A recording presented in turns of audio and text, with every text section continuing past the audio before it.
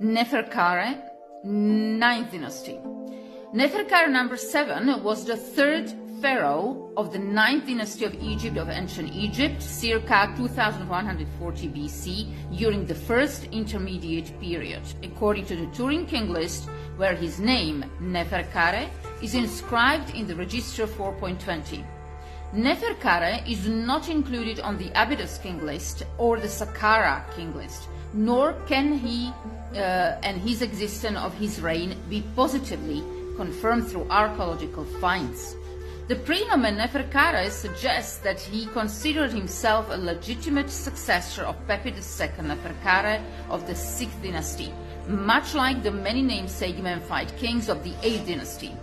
In some literature, he is called Neferkare number 7 because he likely was the 7th king to bear this name, although many of his predecessors are now called by a combination of the prenomen and nomen, for example, Neferkare Nebi or Neferkare Pepisenet.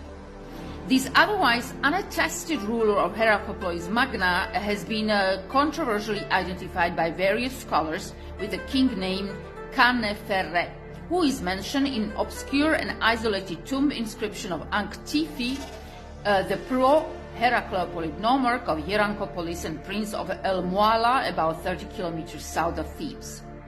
If Neferkare and Khaneferre were the same pharaoh, his authority is sometimes presumed from Anktifi's inscription to have extended at least over Elephantine, Edfu, and Hierakonpolis, the capitals of the first three nomoi of Upper Egypt. However, the inscription in question simply states Horus brings or brought, or may Horus bring, a good inundation for his son Khaneferre. Uncertainty about the verb tense in the inscription has led to disagreement among various scholars as to whether this named pharaoh would have ruled in Anktifi's youth, or at the time of the events he describes, or indeed if it were not a king before Anktifi's time, who had ruled toward the end of the Old Kingdom from Memphis. Neferkare's name appears in the Abydos King list, a chronological list of pharaohs compiled during the New Kingdom. However, the details about his reign, including its length and achievements, remain elusive, primarily because this period's records are scarce and often fragmented.